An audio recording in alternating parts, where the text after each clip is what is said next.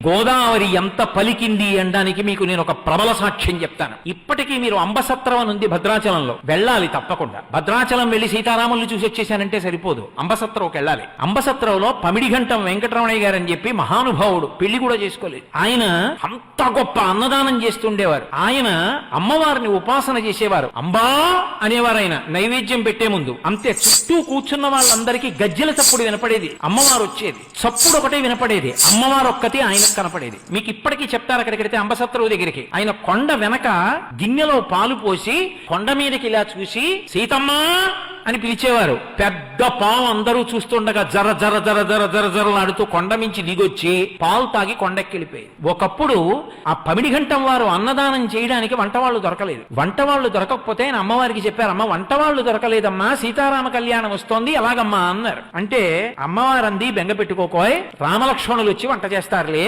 అంది. ఆయన ఇలా చూశారు, మంచి దృఢకాయులైన ఇద్దరు, అంతంత ఎత్తు ఆజానబాహుమరవిందదలాయతాక్షం ఇద్దరు వచ్చారు. వచ్చి, అయ్యా మీరు వంట కావాలన్నారట, మమ్మల్ని ఎవరో పంపించారు, వంట చేస్తాం, కానీ మీరు లోపలికి చూడకూడదు. వంటశాల తలుపులు వేసి 2 పెద్ద పెద్ద గుండిగలు తెచ్చారు. ఒక మనిషి ఎత్తలేడుదండి, అంతంత గుండిగలు తెచ్చి వంట చేశారు. వంట అంతా అయిపోయింది, బయటకు వచ్చారు. మేము గోదావరిలో స్నానం చేసి వస్తామని వెళ్ళారు, ఇంకా రాలేదు. ఆ తర్వాత వెళ్లి గుండిగల మీద చూస్తే రామగుండిగా లక్ష్మణ గుండిగా అని ఉంది. ఇప్పటికీ మీరు రామలక్ష్మణులు వచ్చి వంట చేసిన గుండిగలు అంబసత్రంలో చూడొచ్చు, ఇప్పటికున్నాయి.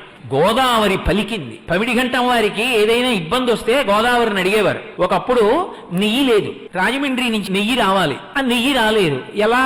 ఆయనకు అనుమానం వచ్చింది, నెయ్యి లేకుండా అభిగారం ఎలా చేస్తారు, భోజనం ఎలా చేస్తారు? అందుకని ఆయన తిన్నగా గోదావరి ఒడ్డుకి వెళ్ళారు. వెళ్లి 2 బిందెలతో గోదావరి నీళ్లు తీసుకున్నారు. అమ్మ 2 బిందెలు నెయ్యి అప్పిప్పించు, నెయ్యి వచ్చిన తర్వాత నీకు ఇచ్చేస్తానన్నారు. అలాగేనంది గోదావరమ్మ. ఆయన ఇంటికి తెచ్చారు. తెచ్చి గోదావరి నీళ్లు కదండి, గోదావరి నీళ్లు కదండి, నెయ్యి ఏమిటండి అన్నారు. వడ్డన మొదలెట్టండ్రా అన్నారు. అన్నీ వడ్డించి అభిగారం చేయడానికి ఆ బిందెలో ఇలా ఉద్ధరిని ముంచారు. నెయ్యి అయిపోయింది 2. ఆ తర్వాత రాజమండ్రి నుంచి నెయ్యి వచ్చింది. 2 నేతి బిందెలు పట్టుకెళ్ళి, అమ్మ అప్పుచ్చుకున్నాను కదా పుచ్చుకోని ఇచ్చేశారు, గోదావరిలో కలిపేశారు. నేను అందుకే మీతో మనవి చేస్తున్నా, గోదావరి తల్లి పలుకుతుంది, ఎందరికో పలికింది ఆవిడ. ఆవిడ కడుపులో లక్ష్మీ నృసింహ స్వామిని పెట్టుకుంది, ఆవిడ కడుపులో ఇన్ని పెట్టుకుంది.